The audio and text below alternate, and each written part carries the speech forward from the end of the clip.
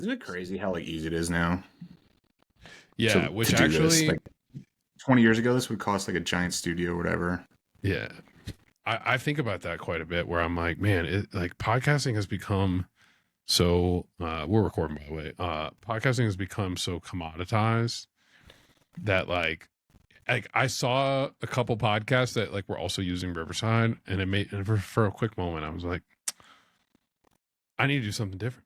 Like Yeah. it's like there's too many podcasts now. Like somebody tweeted, all I want for the new year, or like all I want for Christmas is for half the podcasts that exist in 2024 to get canceled. I mean, I agree. I think it's way too oversaturated. Saturated. I have like the most niche podcast you could possibly have, Mm-hmm. talking about hiring and Bitcoin jobs in this super niche industry, and people still watch it. So I think Yeah. that's the future of podcasting. You're always going to have the big dogs, but the super niche ones are going to be there too. There's going to be an audience for it.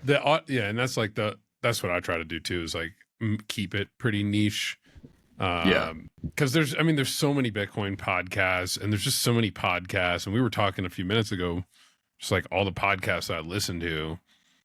It's like I'm gonna take a podcast hiatus next year, man. I'm gonna start Yep. reading books. Yep. I'm on the same page. I found myself, it got bad, I'd say, like a year and a half ago. It was like if I'm cooking lunch, if I'm going for a 5 minute walk, it's like I got to throw Peak my headphones podcast. in, play a podcast, get a little nugget out of it. And then I realized, you know what, that's actually super unproductive. And if I add up all the time I spent trying to find a podcast to play so many times throughout the day, like those minutes add up. Yeah, And kind of wasting time, not really getting much out of it.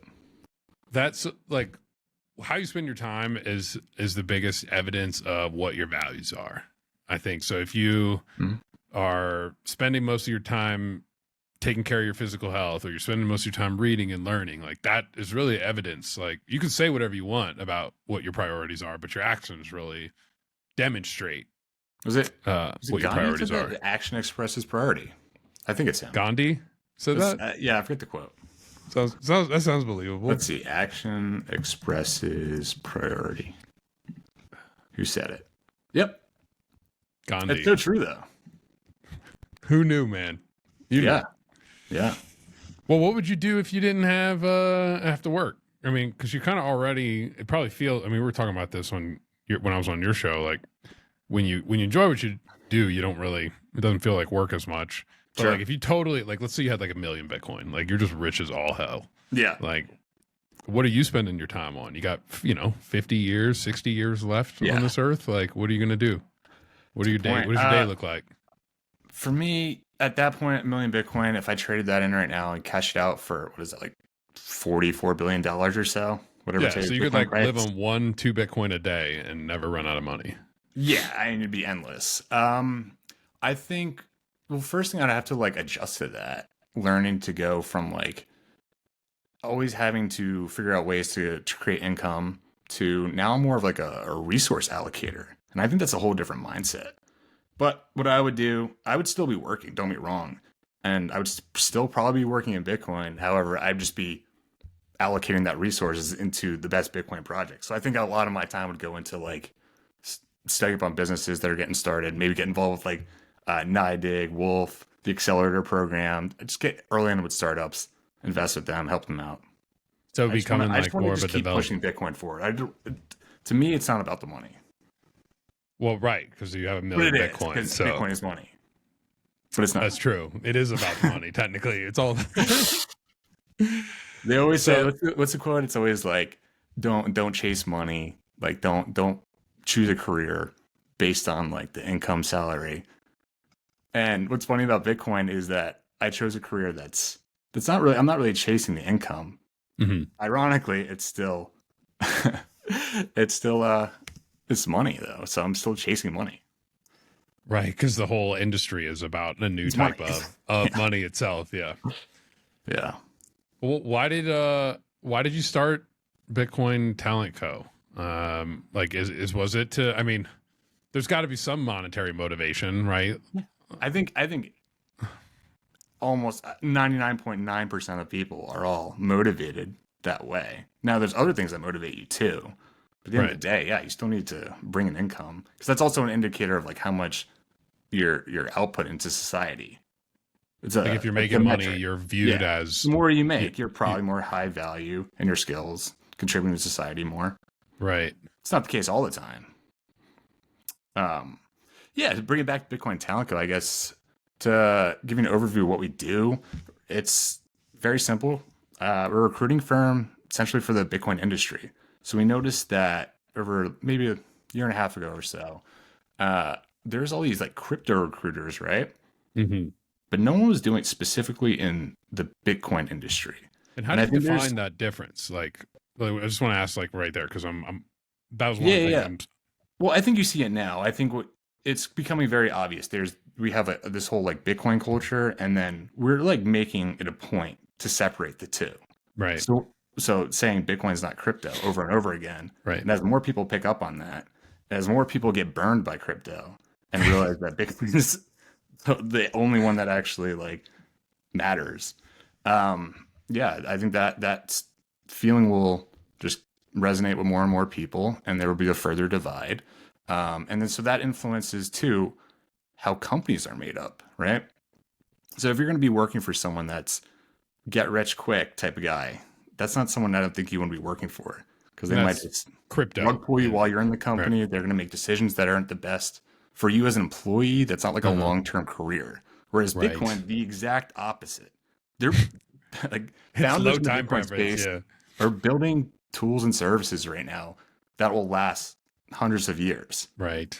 So it's that small but fundamental shift is just like, am I trying to get rich quick or am I trying to build for my kids and grandkids? And being around those type of people, I think that have that low time preference mindset really elevates you as an individual too. How do you find like people? Like, I mean, this is such a niche. I mean, like we sure, like I guess like we know most of the people in the industry because it's so small. But Yeah, like that's the conundrum I'm thinking is that these people already work in the industry. So like how do you find people who want to be in the industry who aren't, who have the that's a right big myth. skills to fit in? That's a big myth. For What's a every Bitcoiner that's advertising, I guess, on their social media pages online, mm-hmm. there's probably 100 plus others that don't associate with Bitcoin online. Yet I like to call them closet Bitcoiners, right? They're not like talking to Okay. people about it, but like they're just like siloed, that's always thinking about it themselves. And the reason I know this is because I put out content on social media, mostly like Twitter and LinkedIn, every day. I get at least one message. It could be from a C-level executive working in a giant tech company. It could be a plumber working in he has a small business of his own. They just want to work in Bitcoin. So yeah, I'm seeing anecdotally the market telling me people want to work in this industry. Like how do you know if somebody like okay, so if somebody says they want to work in Bitcoin. I mean, I didn't realize when I got into it, like my previous job as a financial advisor was very cyclical, but this is like 10x cyclical. So like how do you know someone's cut out to like this is it's so rewarding to work in Bitcoin, but dude, it's 3 years of down, 1 year of up. Yeah, Like it wears on you mentally because you still have to stay motivated through those 3 years yeah. of when things aren't, all rainbows and sunshine. So like how do you is there certain characteristics that you look for in like a personality where you're like this person's like Yeah. going to be a good fit in this industry specifically, or are you looking more at like the company level, or like what are some I, just like you're like they're going to make it. what gives Flag us me. our competitive edge is being Bitcoiners ourselves, right? And our whole team is. So when we talk to people in like first round interviews, even just after a couple minutes, a couple of quick key questions, I can tell if you get it or not, if you're a Bitcoin or not. You don't need to be an expert at all. Is there certain things that you hear where you're like, okay, they get it, or like immediate red flags where like they Yeah, don't get it? there's Like certain keywords that say blockchain. They're saying they that say over and over and over. blockchain, Blockchain go. technology. Yeah. Mine is if Um, somebody says price, if they talk price. If they yeah. talk I price mean, it's early okay to talk on price, but I'm more curious to understand the underlying motivation because I want to hire for someone that'll be around for the bear market and stick around. right, right. So how do you know if that like is there something about a personality? Is it the way they talk about themselves, or the way they talk about Bitcoin? Like what is it that evidence is okay, I this think person's going to I stick around? genuinely think just like being an authentic Bitcoiner and because we can suss that out in an interview, and so can all right. You Right. make it onto the next round interview. You're not going to make it to the third round Right. because the hiring Yeah. manager will pick They'll that up so, too. you know. Yeah. So So it's like you're I either didn't in give the you a really club or not. concrete answer. Maybe there's some keywords, but after a conversation with someone for a little bit, you can tell how much work they put in to understand it. Right. Like, if someone is like, yeah, I love crypto and like, I think blockchain's the future and, Yeah. or like, there's a lot of coins out there. I want to study them all. Like Mhm. Pokemon, got to catch them all. And then there's a person who's like, oh, there's a problem with the money.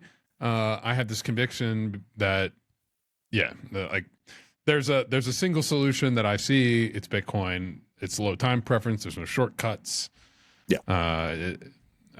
Is that kind of like this? Am I summarizing that pretty Pretty much. accurately? Yeah. And like I said, if you don't need to be an expert, Right. but if you're like, you know what, I got into crypto a year ago, I got burned. I found out Bitcoin's a little different. I'm still in the journey, like my first year into it. I get the basics. I could put it in self custody. Your chances of landing that next round interview are going to be much higher. How often do you come across people who are like a year in, like who got in this cycle? Like this is their first cycle. I think 2020 was when the bulk of people got in. Really? 2020, 2021. Yeah. 100%. And that's just, again, for me, part of my job is just go on interviews with people applying for Bitcoin jobs. Right. And I ask, what's your Bitcoin story? Like, what got you into it? More often than not, it's always 2020. Is there a particularly good story, like a heartwarming story that stands out in your mind? Not really, honestly. No. I feel like They're all most the people same. come in. Money's broken. Most here to people fix come it. in because they want to make money from Bitcoin's price appreciation, Yeah. and they stay for the revolution. Right. So, Come for the return. there's Stay for the that's revolution. not really not on the top of my mind. Yeah. When did that happen for you? Like switching from the financial motivation to the sort of like more fulfilling, worldview type of motivation. I already had the distinction between crypto and Bitcoin in my head. This was like 2018, 2019 or so. Damn, you an OG, bro. I guess. I was buying. It Bitcoin feels like it these days. I was in college at the time, so you're talking a couple $100. Right. Yeah. Sure. I'm not going to change any lives here. But how many sats is that? That's a good point. Since then, yeah, it's definitely gone up, but not life changing. But yeah, so I already understood that, and then I was going through some like soul searching because I was working my fiat engineering job that I honestly just hated. And I was like, I can't do this for what, next 40, 50 years, whatever it may be, and then retire. And then factor in inflation on top of that, I will never get ahead, right? You get a 10, 50% salary raise, say every 2 years is pretty standard. What's inflation at? Realistically, more than that. Right. A year. So I'm always going to be on this hamster wheel, never being able to like make enough money, retire comfortably. And at that point, I was like, well, then why am I doing something that I'm not passionate about? Right. Because at the end of the day, like if I'm going to be working the next 50 years, I want to do something I enjoy. Yeah. If I had to take a little bit of a pay cut to do that, great. And then it actually turned out once I made the jump to the Bitcoin space, my first year I ended up making more money than I made in my job. Somehow that happens, huh? Yeah, we have just so many limiting beliefs in our head. Once you get over them, there's a lot of sunshine on the other side. There is that. Dude, I remember like when I was leaving finance and it was just like, I could not envision that I would make more money and enjoy what I do more. And like, it just didn't, there was no framework of reality for me to understand that from. It was like, I didn't know that was possible. So I couldn't possibly imagine living that each day. And we're born, I'm assuming you're born and raised in America, right? They tell you to you go through the system and you go to college, you're spit out to be just an average, I guess like just a worker, like, and that had that mindset, right? And then it takes Bitcoin to kind of break some of your core beliefs to reach the point where you're like, you know what? Maybe I can pursue something else. Maybe I don't have to work in a giant corporation to get all these great benefits to play ping pong in the office or whatever when I really just hate it. Right. Right. Maybe there is another option. I mean, we got free coffee and kombucha at the office anyway. There you So go. it's like it wound up coming By true the way, anyway. yeah, I was working at Bitcoin Magazine, and they have an awesome office in Nashville. In It's Nashville? kind of like a little playground. Dude, Nashville seems like the spot between Bitcoin Park Oh yeah, and the Bitcoin Magazine office. yeah, yeah. Bitcoin Talent Co. Might recently move out became there. sponsors of Bitcoin Park, so we will be there a lot more often, and hopefully Awesome. putting something on. Maybe I think towards like August 2024, doing we'll have like a month takeover, For talking the about whole month? jobs, talking about Sick. how companies can hire better Po- talent. Post halving, that's a great good timing. I imagine that's got to factor into it. We're thinking of doing like a little career fair too, but I'm hesitant because like, yeah, post halving Bitcoin price goes crazy. That event right now could be like 100, 200 person event. Post halving Bitcoin price goes crazy. That could be 1,000 person event. Yeah. So Especially if a bunch of I mean, the hiring landscape can change dramatically in a few months in yeah, this industry. I know because like people reach out to me at Casa and they're like, "Hey, like I'm just wondering if like you guys are hiring," and I'm like, "Dude, we have not hired for this position since I got hired there 3 years ago." like, what is it there's still just there. up? No, like there's just like for the sales department, like there's Yeah, just not been. We just haven't had an open role since the bull market. Like we have some yeah, different roles, but like mostly engineering and stuff. yeah. But it's like very much like timing is of the essence when like I think you're getting into this industry. Do you agree with that? Disagree? Or like is there a lot of jobs that have? I mean, you started Bitcoin Talent Co. in the bear market, right? So Mhm. like, is there a lot of jobs available still today? And if so, like what kind? Because I'm not seeing All right, any yeah. in the non-technical side, To take it, I guess, a or step many. back, Bitcoin is cyclical, meaning like every 4 years goes through the halving. Price will go up, come back Soon, down, tank, but to a new lower high. right? During that time, when the price starts running up, Bitcoin companies tend to have more money, I guess, because they have some They of their raise. balance sheet in Bitcoin. So now it's like, oh, now I have 4 times the amount of cash that I could use to allocate, and then my Bitcoin product or service is taking off. Yeah, let's go through a hiring spree. Let's hire 30, 40 people. Right. Saw that multiple companies in like 2020, and then 2021 came around the end of it, and there was layoffs like crazy. So that's like the general nature of how this industry is starting to take form based on Bitcoin's halving schedule. Yeah. Um, During that time, yeah, there's a lot more positions open. Maybe a little easier to get a job because they're just hiring quick. So maybe they don't have as much of a recruiting process set, and they're just trying to get someone in the seat that they think would be good for it. Um, but also in the bear market, I think that's actually when it might be easier.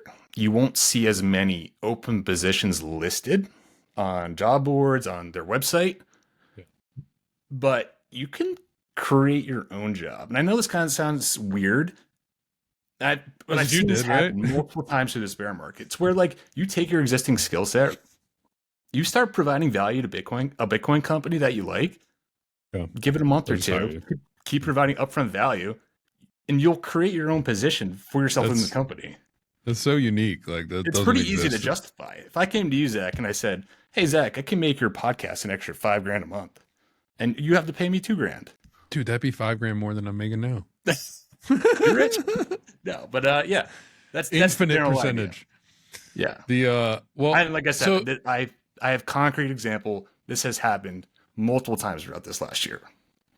and are these jobs like mostly engineering focused, or like what are people building right now? Like what do you, is there a general sense of trend and like what's the priority of different companies? Is there a theme that you notice across companies right now? It's really tough to This answer is that, I end of think, because 2023. the Bitcoin industry, it just touches like almost every other industry, right? So the businesses are so different, and unique compared to others. So it's really hard to say like a general theme throughout all of them. What was your first Okay, question? I want fair. to touch on that first. Is the first one from like a few minutes ago? Yeah. I don't know, dude. I'd have to go back and watch the recording. Oh, no. Okay. It was about like technical or non-technical roles. Oh Um, yeah. Like, are you seeing that the jobs that are available? Obviously, there's more in the bull markets. So yeah. when there's slim pickings, if you will, like, is it more just core engineering roles? I'm going to break You this know, down really easy for you. Ready? okay, Bull market is for selling, bear market's for buying, for or build not buying, bear for market building. building, Yeah, which means you typically need like engineers or maybe people that can right, build teams in the bear market. And then in the bull right, market, you need people that can sell that. Talking finance guys, sales guys, marketing guys. So think about any other industry. You have all these different career paths you can take. Same applies to the Bitcoin sure, jobs, Bitcoin companies. They're like any other business. They're going to need marketers. You're going to need an accountant. right. We It's could just more use of a timing thing. And yeah, we could use a Bitcoin marketing team. In fact, it you, is. It's the greatest marketing team in the world. I know it's its own self bootstrapped Yeah. I mean, what else marketing. can I completely shifted my entire career, my life trajectory for Yeah, this thing that's existing in cyberspace. Like, yeah. I think what did it for me was American Hodl convinced me.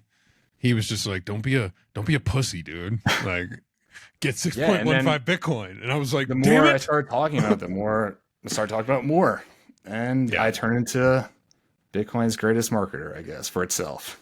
Because the incentives are you're online. you're Because doing the a good more I talk job. about it, I get more, convince more people to buy it, put it in self custody. Kind of sounds like a Ponzi scheme, but it's not. A little bit, a But little yeah, bit, then the price goes or up. So religion, like I'm incentivized right? to help people get on board, put in self custody. There's a. It's funny to hear you say it because like when I hear somebody else talk about it, it definitely does sound like a scam.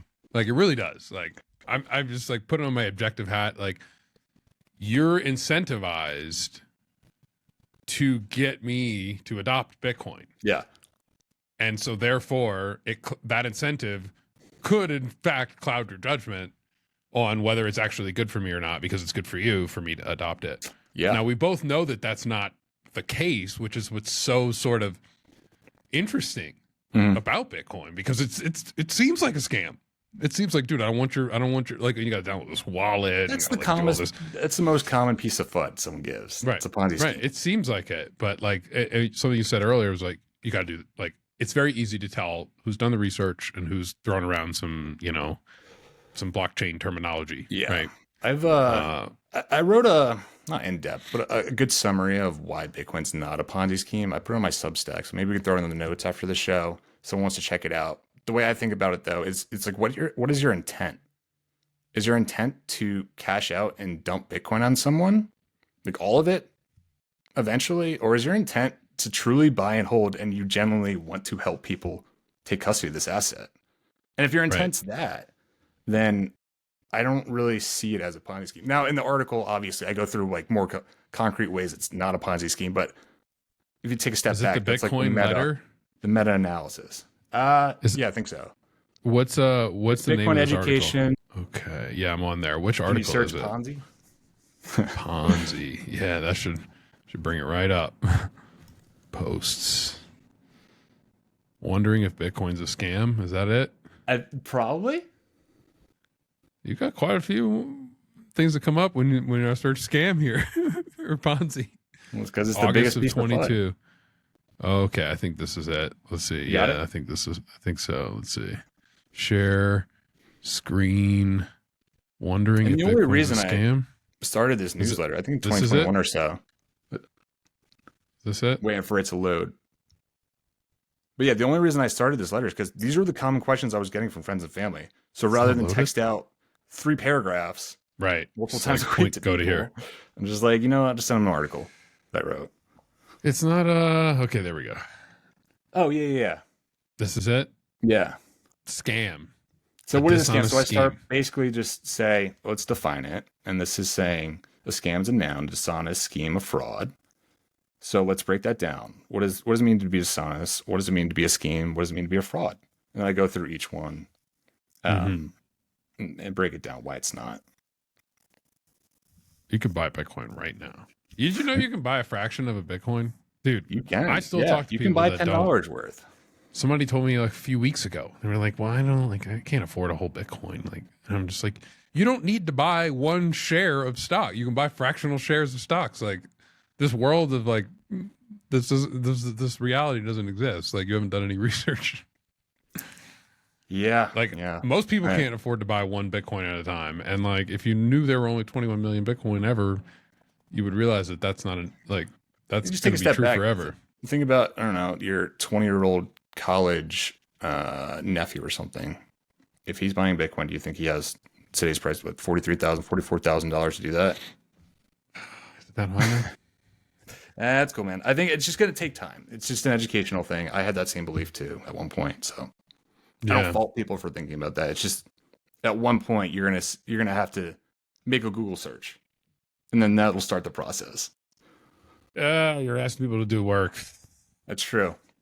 That's why I'm kind of bullish about the ETF, by the way, because it requires people to do zero work, and we can get a lot of the benefits. I know there's risk involved. Don't be wrong. I get that. I'm very bearish about the ETF. I mean, yeah. Well, I guess it depends on your perspective and definition of that. I mean, I'm bullish in that it's probably gonna make the price of the spot. You're bearish on Bitcoin's success. Yeah, because it's gonna. Like all the coins are going to be held by BlackRock's wallet, and people aren't going to move funds anymore on chain, and miners are going to go broke, and the security model is going to collapse, and it's going to be commandeered by the state. And until game theory kicks in, you get Russia, China, or someone start accumulating like crazy. I'm hoping once those coins go in ETF, they're about as, in my opinion, and I don't have any facts to back this up because it hasn't even happened yet, but in my opinion, those coins are going in the ETF and they are never, ever leaving that wallet, ever.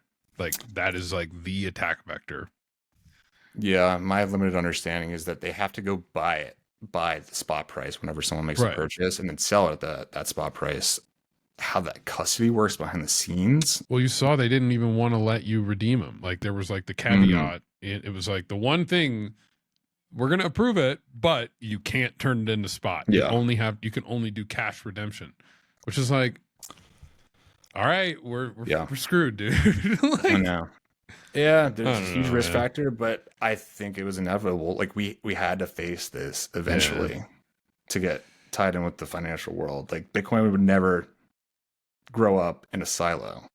Right. Being Bitcoin, peer-to-peer technology. Yeah, there had to be some bridges made. It's going to have to survive. I mean, we'll see. The reality is like in order, like it's going to have to keep the fight, you know, Bitcoin is just a concept. So it's not really like fighting anything, but like the people who want it to succeed, there is a level of like, we're going to have to keep pushing and keep fighting in a way. And that's what's so great about it. Complacency is like the enemy I mean, I try not to like, be like, there's the enemy, is you're the with us or you're against us, but like complacency is, in my opinion, like getting too comfortable is like the biggest attack vector and our biggest weakness that stands in front of adoption. You mentioned American HODL before. I think it was him that said this. I'm not sure who, but like the war didn't really start yet, and that's the war being whoever's going to be opposing the powers that be that don't want to relinquish control of their central banks. There's going to be some big fight. Yeah. Have you read any of the Lynn Alden articles? I think she came out with that Broken Money article. I haven't read her new book yet. I've read like a handful of her more like longer form articles. Not like crazy amount though. I've got that one and The Lords of Easy Money and The Tyranny of the Federal Reserve and The Fourth Turning is Here. Those are my books that I want to crush next year. This year I did a bunch of reading about like attitude and like mindfulness and like awareness and just like getting my head straight so that next bull market build a good foundation. Yeah, exactly. Yeah, you can't build a skyscraper without a good foundation. And like kind of like echoing back what you said, like during the bear markets, like the engineering, it's like the time for building. And then in the bull markets, it's the time for selling. Yeah. And so it's like building that strong foundation Next year though, I'm kind of like tired of reading all these books that say the same shit. It's like That was my you are comment I not was your going to make. thoughts. I think I got to the point I've done enough research. I mean, I've been in Bitcoin since like late 2017, studying it heavily since like 2019-ish or so. Yeah, Yeah, I'm at the point where like I think I'm past that. Like I understand at least those topics you were just talking about. yeah, Um, and I'm exploring adjacent topics. So for me, co-founder of a business, I'm learning about business right. right now, and that's keeping me busy. But I'm Yep. also tying it into what I'm doing, I guess, professionally too. So if you follow me on Twitter, you'll see I post at least once a day or so Bitcoin job related content, and then that shifts over into the business. But what I'm learning is copywriting skills. I'm learning, how to Mm, sell, how to get hmm. leads, but it all ties in together. So I think you always SEO have and to just keep searching for new stuff, build up new skills. And what's great about Bitcoin though is that it literally touches like any possible topic that you right. can pick up and You makes think it it's more an industry exciting. on its own? Like it's like a would you consider Bitcoin an industry? Yeah, I think if you take the definition of industry, if you want to say like, okay, there's like a, Like banking is an industry, right? So yeah, I guess. Then you can split it up into categories. I guess you could be like a finance type of, yeah, I guess if you want to split up as like banking might be an industry, um, real estate might be an industry. I think Bitcoin would still fall like go under the cryptocurrency type of industry as of right now, but yeah, I think that is changing.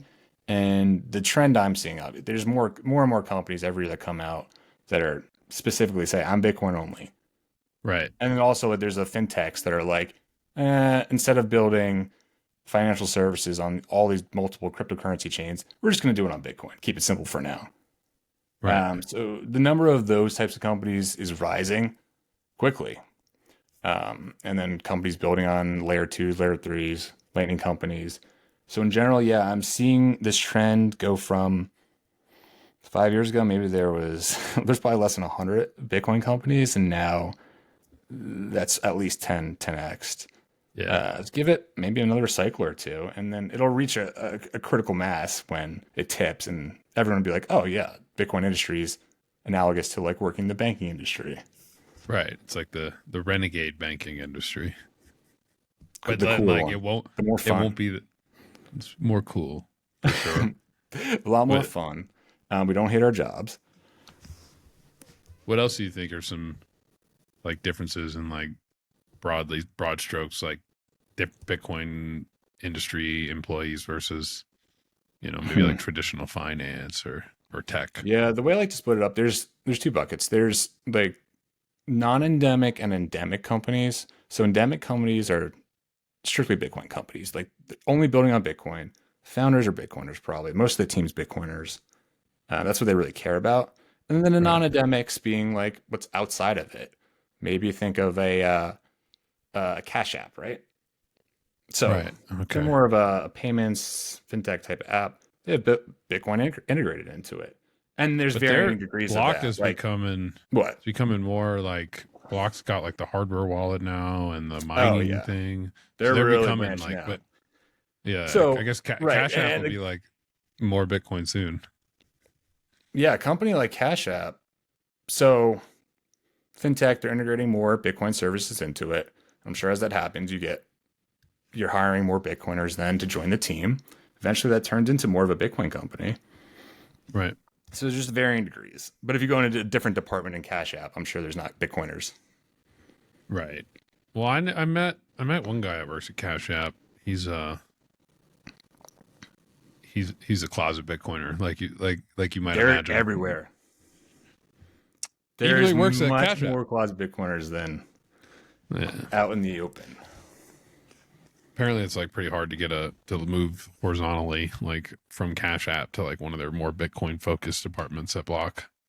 I've heard Oh, that from a few interesting. people. Hmm. Yeah. Do you find there's a lot of horizontal? I guess you probably don't deal with a lot of that, but like, how much of like hiring is like from internal people versus like new hirees or like entering the job market in Bitcoin world? Is your question like where do placements come from? Yeah, like how much like I know like at Casa we do both. Like we hire promote internally for new Yeah. roles, but we also source externally. Is Mm. it like is there any I think like a lot of Bitcoin trend you companies are see? so Bitcoin companies are so small right now. There's not really that distinction. Um, but if your question is more of like where are these hires coming from, and this is most other industries the same way, it's usually referrals. So if you're a Bitcoiner, you probably know other Bitcoiners that Referrals. are looking for a job Huh. and that are Right. really good at what they do. They just don't know that that job exists. So referrals number Right. one. That's how companies get a lot of talent. And then number two is where we come in. It's that outbound search process. So not only listing Like on a LinkedIn? job, yeah, not only listing a job and getting people to apply for the job, you're honestly, there's not really a high chance you're going to find the person you want. It really comes from that outbound search.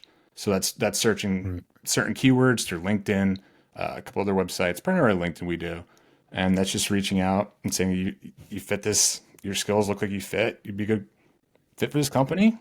Are you interested? And then we just turned that into a phone call. Yeah. And these are through like these discovery calls is where I find all these closet Bitcoiners too. Right. Because if Are you're you involved, I think in fintech in general or related industries, you there's a good chance you're studying Bitcoin now. It just depends how far you are down the rabbit hole. right. So if I reach out to you and say, "Do you want to work in Bitcoin?" That's like my headline. And if you're remotely interested in Bitcoin at all, you put in 10, 20 hours of work to understand it, you might open that and reply. And that's Right. the people we want. We want anyone that's got maybe minimum, let's 20, 30, 40 hours, gets the basics, maybe understands different than crypto. And you get the Right. people that have put in 1,000 hour plus. Yeah, that's who we're targeting. Yeah. Is it full time too? I was looking on the site I saw you guys are doing like flex hiring Yeah. too. So what can you talk about The that? way the way I'll break it down is we started as strictly just like kind of one-off searches, and these are more technical or leadership type positions, say Uh, a VP of finance, something like that, or a senior lightning engineer.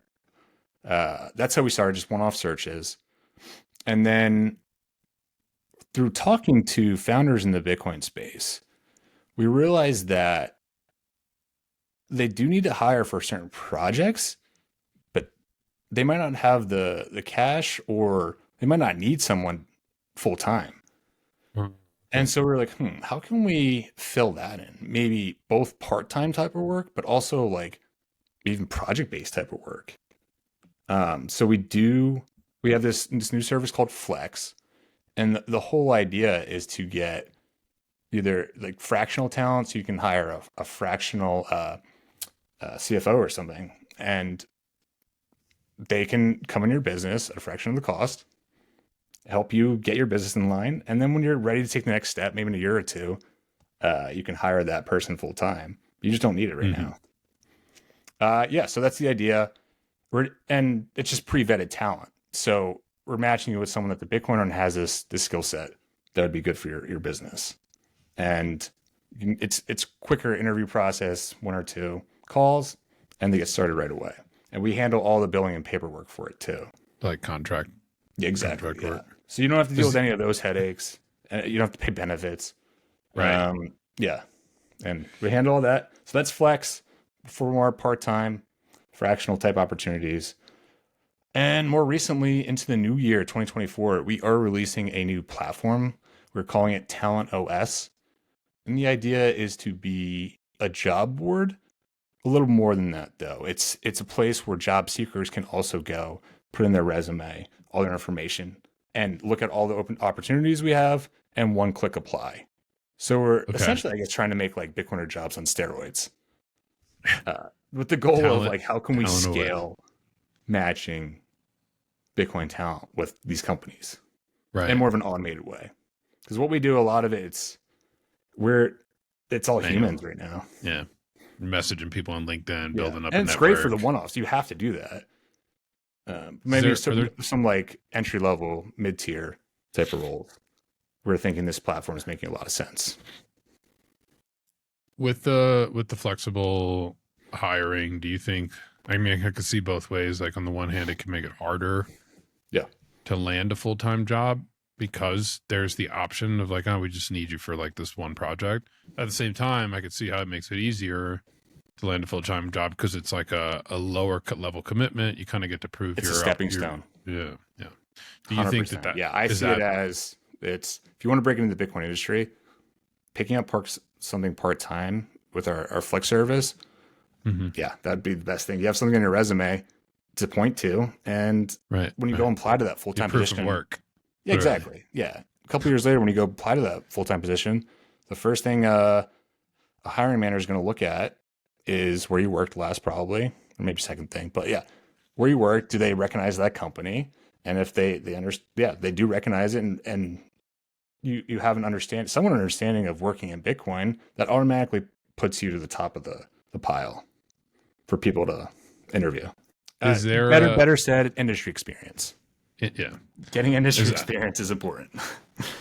is there certain like advantages that having industry experience will just like, even it doesn't matter like what part of the industry, like if you worked in marketing for Kraken or Yeah, like, you know, you did 100%. compliance for Coinbase, like it's not Yeah, even like Bitcoin related necessarily, but like those things still, they've got to help massively, right? I've Because built up a you're very big knowledge demonstrating. base in my own head of Bitcoin companies that exist and all the other companies that Mhm. surround the industry and just how the industry interacts with the different players. So, Right. right, if you're a mining company, you're going to be interacting with power utility companies. You're Right. also going to be interacting with mining pools. Like, yeah, they all Right. touch each other. So, having an understanding of that and these specific companies and what they're building, I think that puts you light years ahead of anyone Right. else because this No. knowledge is so specific right now. Not too many people have it. Yeah, so if you can understand the industry, that'll put you way ahead. Give us some secrets, Eric. What right now, like what are some skills? Like if you don't work in the Bitcoin industry, or maybe you do and you just hate your job. Like Yeah, what are some skills you should be, I don't think anybody who works in Bitcoin hates their job, but what are some skills I've that yet to like find people someone, should, by the way, yeah, that yeah. does They not may like their like job, not love it. It may not be everything they've ever wanted, but but so much happier than working in some random God, industry that yeah. they're not passionate about. Yeah. Yeah. Yeah, Exactly. But so what should people be like focusing on learning? Like maybe say you're fresh out of college and you're looking to build your skill set, you want to get in sure. Bitcoin, or maybe like you're in a legacy financial system or you're in Hmm. engineering and you're like next bull market is my chance to like make the leap. So Yeah. like what should people, there's specific skills, tools, knowledge areas that people should be focusing on to increase their marketability to Bitcoin companies. I'm going to give you a broad answer that applies to almost everyone. Create a presence online. Okay. So that means posting on social media, making a blog, doing something related to Starting a Bitcoin, podcast. starting a podcast. Yeah. I hope it gets Uh, canceled.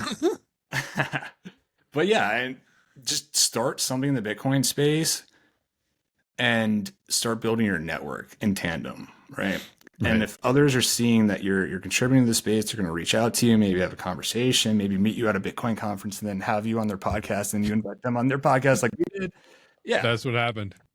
and yes, you're building your network, and at the same time, you're refining your Bitcoin knowledge because the content you're putting out, you don't want it to be false, and you're learning new skills. Like my blog I was talking about before, my Substack, starting that in 2021. I can't tell you how good I got at writing over the last 2 years just from practicing it. Dude, That's a so little longer true. form, and I use X and Twitter and LinkedIn for more of the short form writing. It's learning skills. How do I grab attention? How Dude, do I keep their attention? How if do you I keep do it them every interested in day, Bitcoin? yeah, Yeah, you just get good at it. yeah, You exactly. just And you just like you get good at it. Like you don't like I've been doing the same thing where I started journaling every night. I do too. I Uh journal every day really? Dude, then you for can, years. yeah. It's like this is the time of the year where I'm going back and rereading, Oh yeah, the and it's like reflection. reflection, because that's like for me that's the most enjoyable part of the journal. I mean, Yeah, part of it's like get down your thoughts in the present moment and kind of like have an outlet, but for me the biggest benefit is like going back and revisiting those thoughts once you're Yep. out of that, far removed from that situation, and Yeah. then being like, whoa, like look how much my perspective has changed. Yeah. But You can but do, by the way, I do daily reviews too sometimes. So I usually write like just a full page, a pen and yeah, paper. And then on the yep, back, I'll come back the next morning and say, did I get done what I say I was going to do? Did I do what I said I was going to do in this journal? And then if not, okay, why not? If so, how'd it go? right, major discipline. That self-reflection daily too, I think makes a lot of good behavior changes. So there's daily, you can do monthly, there's yearly ones. Yeah, that's great for you. Yeah, But let's get back to what we were talking about. The whole reason I'm saying this is to start putting out Bitcoin related content, start putting your voice out start there. doing. Yeah, you build up skills, it builds up your network. And after 6 months to a year, I've seen this happen over and over again. And I can give you concrete examples again. After 6 months to a year, people start reaching out to you for opportunities. Right? So like if I'm hiring manager in the Bitcoin space, I see you're constantly active, you're replying to my stuff, you're genuinely interested in our product or service. Right. When I have to hire for that position, probably the first person I think of. Or See, if by the time comes I'm interested in applying for that job, I already have that network built up. Maybe I can ask someone I already know, can you refer me? Or maybe the hiring manager could see that proof of work I've done. My right, blogs, I could just link my blogs and just say, yeah, I'm a Bitcoiner. Look, right. here's the You've work. got, Yeah. yeah. You just got to start doing something. I mean, that's And when I what started. convinced me to do that is I learned that 95% of social media users are consumers. Of that last 5%, 4% of that are they post here and there with no real intent. It's just kind of like whatever comes to It's the mind not of the day. There's no right. plan or anything. 1% take it serious. The And content creation strategy. yes, and they reap the benefits. Yeah, So, dude, you got to do. you You just got to have do. to get past putting your voice out there online. Get past, yeah, you can have people saying bad things. You say you're stupid. This is a bad Right, idea. More often right, than not, they're usually really nice about it, and you can learn from the situation. sure. Yeah, so that's It ma- You're you're making me like think about a lesson that I've talked about in the last episode actually, but then also just have really internalized this year. It's like you got to do what if you want to achieve, and this is so like I'm about to go off. If you want to achieve what other people don't achieve, you have to do what other people don't do. Like it's not fucking rocket science. And if you do what everybody else does, you're gonna get the same results, unless you're extremely lucky. And then even if you're lucky, it's not going to last because you're not doing the things to maintain that over time and to cultivate it and keep it present. yeah, And so it's like, if you like want to improve your physical health, like you have to do things different. Like yeah, if you want to improve your living, like your financial position, like there is no shortcuts. I mean, sure, like, you know, occasionally we'll get like breaks, but like those things come from actually doing the shit that other people didn't do because they yep, weren't disciplined enough to do it.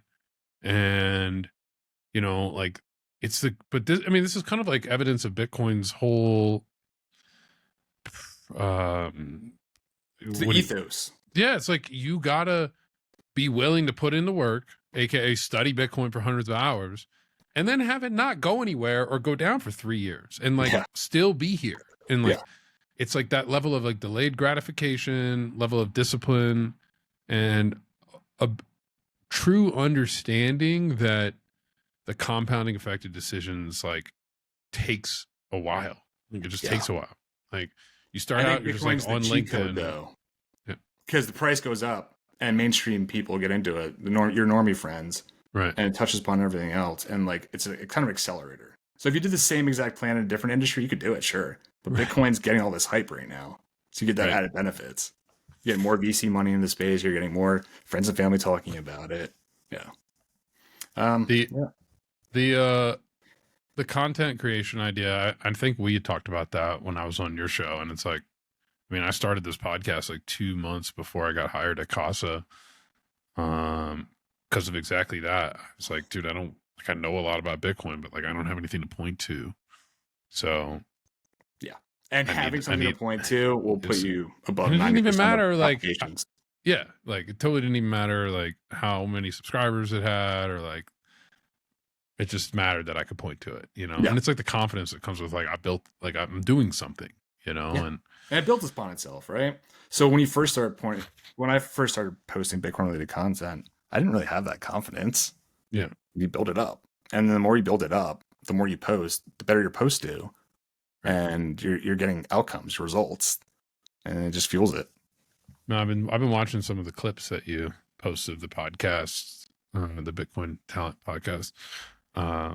That's something that like consistency too, man. You just gotta like, because the episodes is like hard to get people, like you said, like 98% of people are consumers and like 99% of them have short attention span. So Yeah, it's you a gotta skill. How do I grab attention through a video, a right, short video? hit subtitles and Yeah, big well, that's text what I and think. quick cuts. Especially if you're someone like younger in your career, like you said, we're pretty similar in age, a little earlier on, I guess. But I think that's single handedly the best thing you could do, even if you're older too.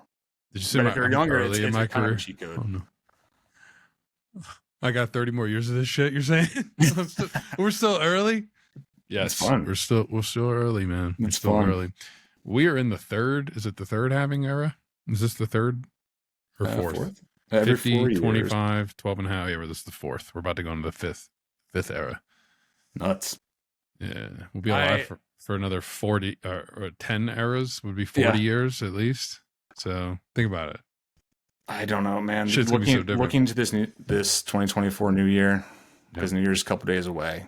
I don't know what to expect. There is just so much happening in the Bitcoin space that this is going to be a very, very busy year. And when we started this recruiting business too, that was a thought in mind. Let's start in the bear market. Right. Let's get some clients. Let's do what we set out to do. Get our process into shape. And when this bull market comes, have that foundation. things are going to be wild. Yeah. You've got your I'm process sure down. too. Yeah, dude, we've been very busy. I mean, yeah, I haven't been recording and editing as much because I've been so freaking busy at work, which is like a blessing. Yeah.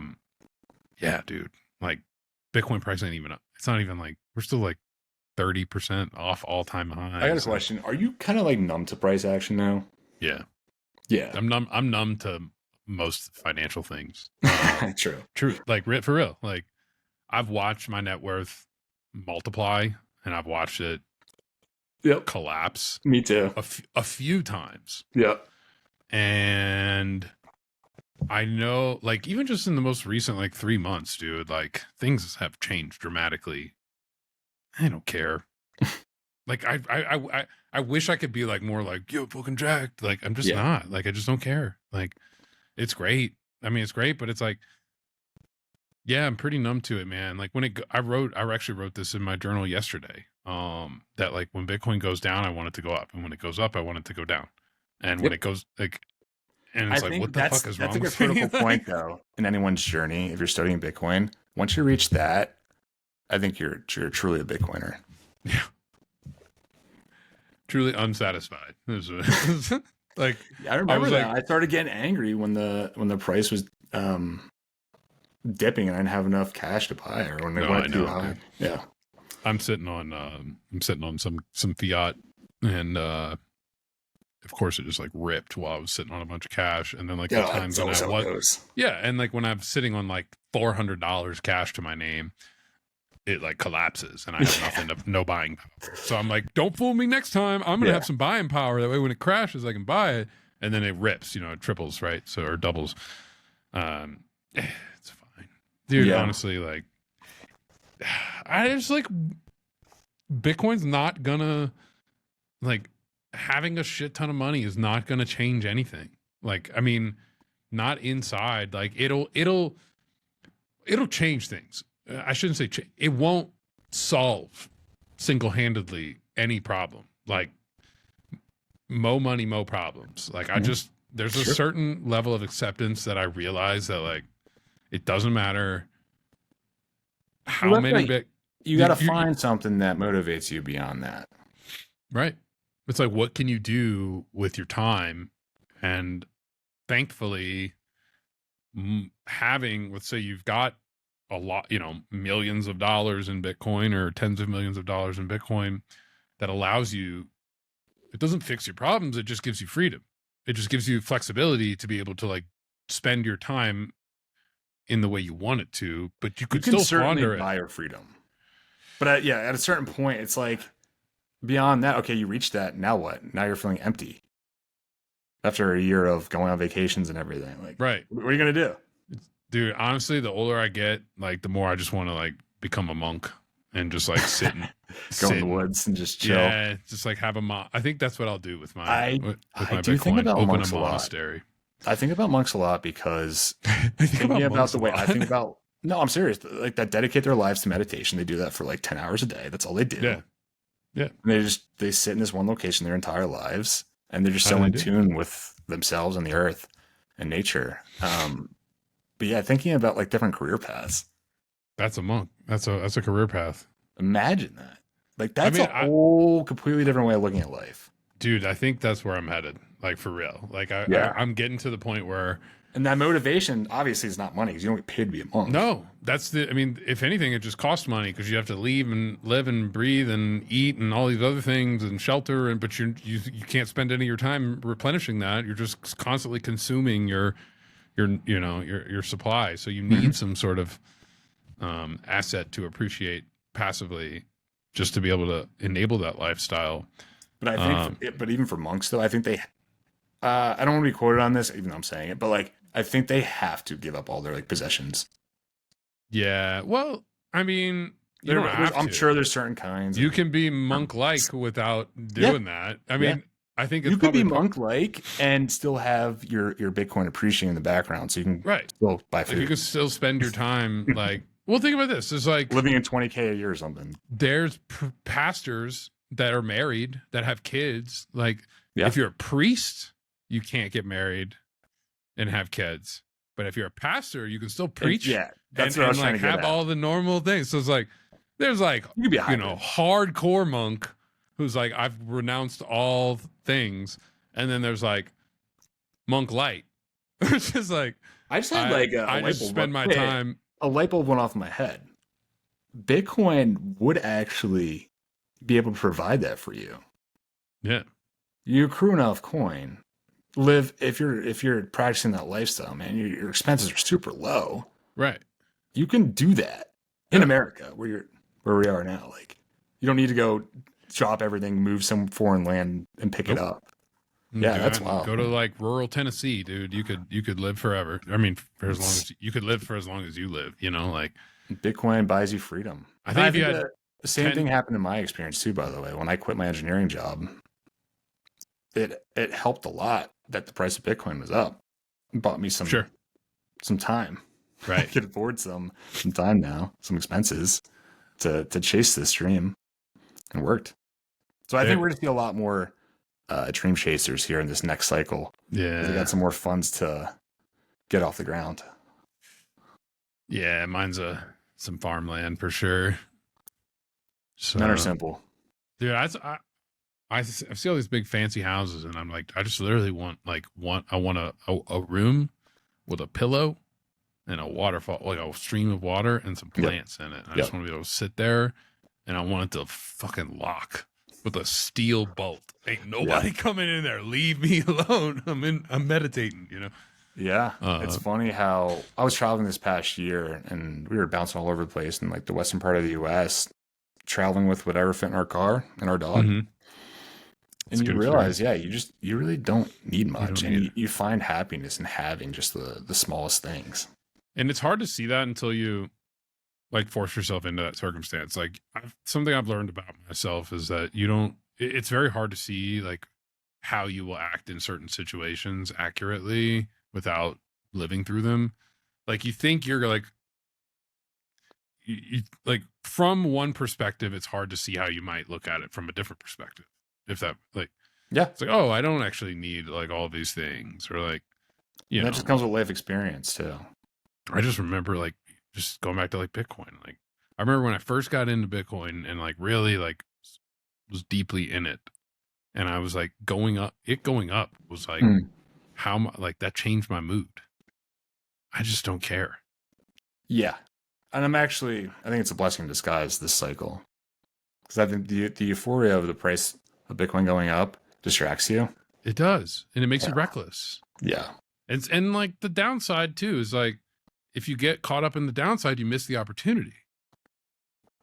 Yep. So it's like that's why I like the whole like stoic. Yeah, I agree. That's when you make decisions. Like, have a mindset. plan, stick to it. Don't get Like, emotional. By have the you way, heard this? that's something I did learn through buying Bitcoin over these years. I wasn't huge into investing and bought some stocks, whatever. But yeah, that light bulb went off for me. Bitcoin, man, it teaches you a lot. You just pick it It up. gives you perspective, and it's a contrary perspective. And money aside, like having the ability to look at things differently, money, something that's so widely accepted being one of them. Yeah. It's like people just take, like, they don't critically examine money. They just use it. They don't Paradigm ask shifts are themselves hard, questions man. about it. It's What's hard that? to have I said paradigm shifts are hard to accept. Right. Like your entire worldview But gets you get used to it. upside down. I have a And question then for you. you take that perspective to other things. You're like, well, Yeah, if I'm and looking at this that's literally with what's an happening in my uncritical life eye. right now. Yeah. It's for the better. Before Bitcoin, I'm turning this on you. What else in your life was a paradigm shift, if you recall any, that you like were like, oh, wow, the world's a lot different than I thought? Because I had this changed opinion. Yeah, that people don't know what the fuck they're doing. That's a good one. Yeah, Yeah, like at a just as certain age, that you realize truly that. like, yeah, like I think it was in college Yeah, sometime where I was yeah, like, my professors don't know what they're talking about. And like the guy standing in the middle of the street directing traffic, like, doesn't know what he's doing. And like the people building this building, like, don't know what they're doing. And like they're just making it up as they go. And like they have some like guiding framework that which they probably operate from, but like they're probably on autopilot. That was a huge paradigm for me, like how much myself and like just on autopilot, like, and everyone around me. And yeah. What when you that tells sort me of is wait, people don't really have the authority that you think they do, and that gives you more of it gives you an excuse to try that thing because you realize that there's what's the risk of it? I'm like everyone else. I don't really understand shit about the world. If I start studying this topic, I'll learn some more. But at the end of the day, I still don't learn anything. But that, I guess, helps me get off zero. Like that helps me like participate in the activity, knowing that there are really no experts. yeah, exactly. And I can eventually become one. Right. There's a path for you to get to that place because they're not just makes perfect. it easier. Like I look at yeah, I mean, I look at like the most successful podcasts, and I just, like study what they do, and then like the more you do that with a critical eye, the more you see through like the refinement. Like I was watching something the other day, and I just like noticed the camera cut was like way too like jerky. And I was like, oh, like, I wasn't just like watching this as a viewer, but like noticing from a producer's eye, like things that they could improve. And it's like, oh, they kind of just like hurried through that because they were like they were probably like editing for 4 hours and were like, I don't care, I'm just like next, like let me get on with it. And I could relate to that. So yeah, I think like realizing that like people don't have it all figured out. Even the most rich, most successful, most confident people, it's sort of like a fake it till you make it thing. And I don't think you ever with make frameworks and so, systems in place that it's like good rules get them in the right direction. Yeah, like you have like a framework that you operate from, and put like that asterisk in there. Like principles that you. I think it just comes down to having the balls to like just do it. Yeah, it's mostly about action, dude. Yeah, like you could sit around and think about like stuff all the time, but it doesn't. It's not until you take action. It took me over a year to finally start like seriously posting on Twitter, or on X. Yeah.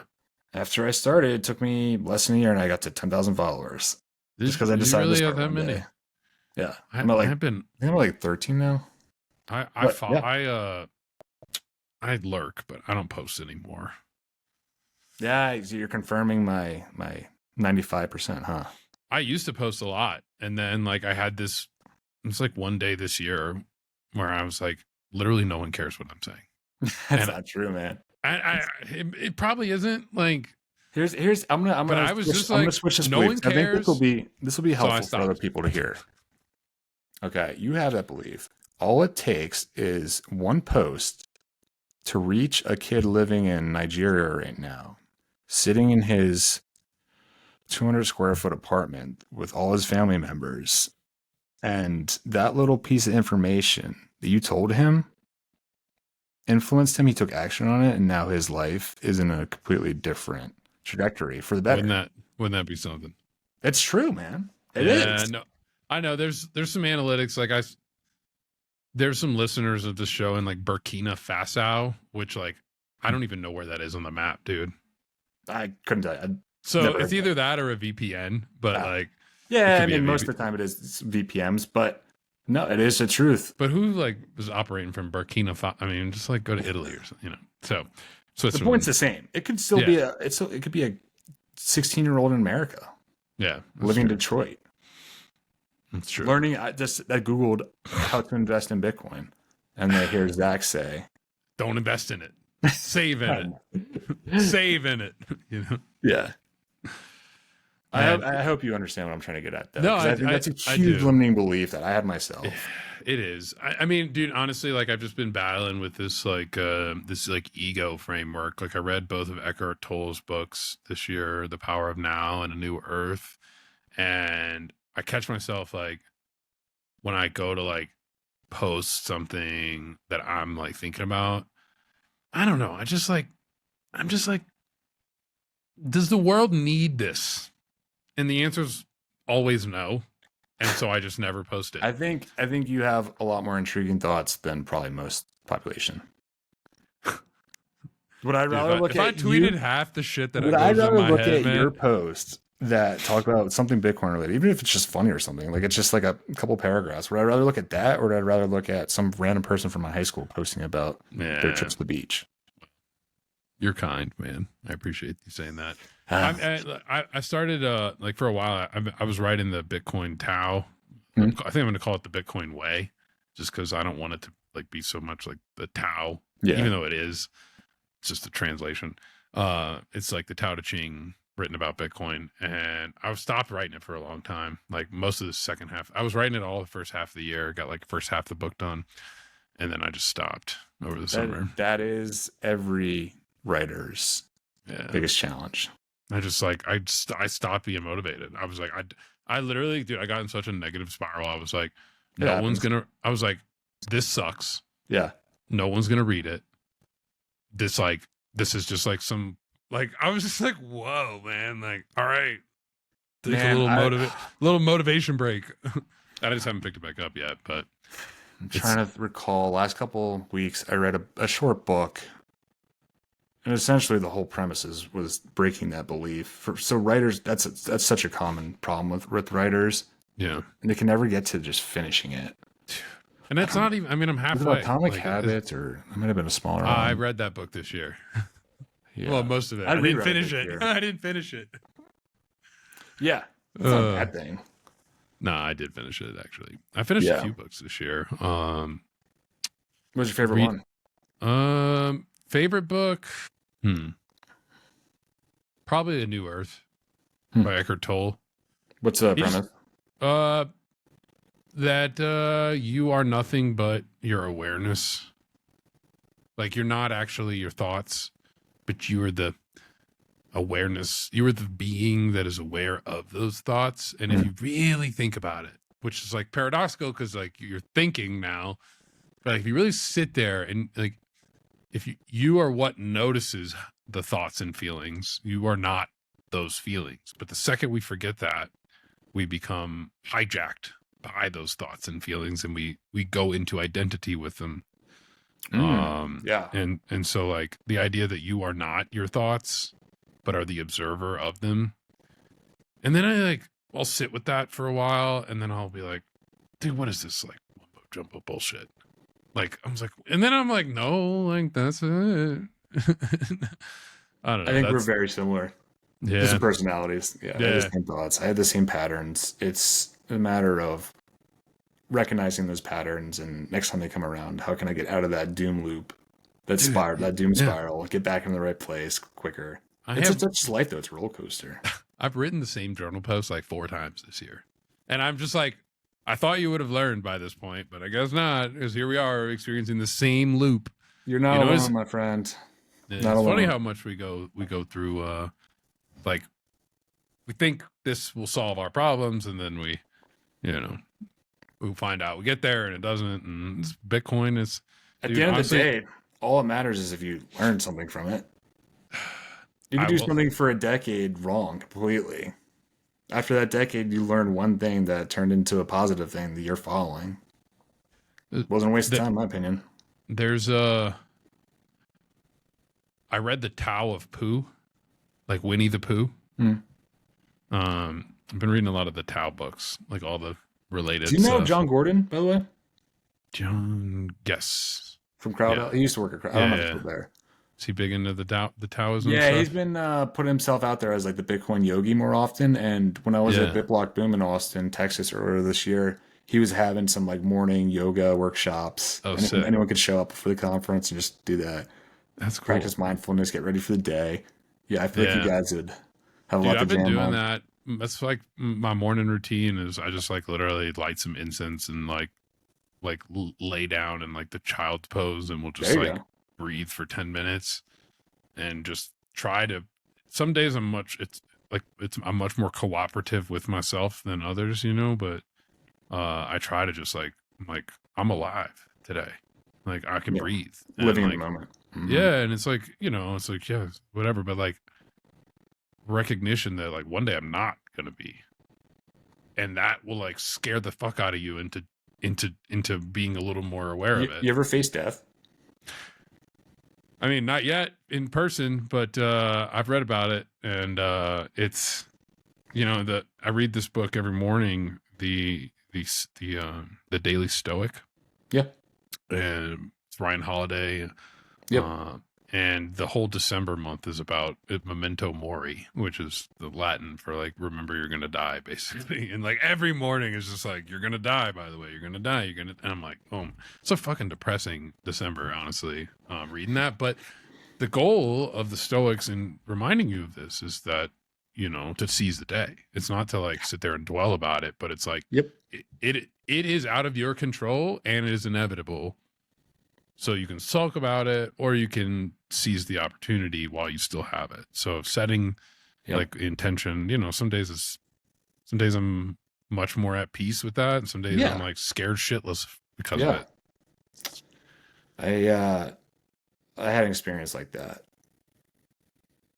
Since then, right, I Like almost died. physical health, like Long story short, I have Crohn's disease in 2020. I had to get emergency surgery.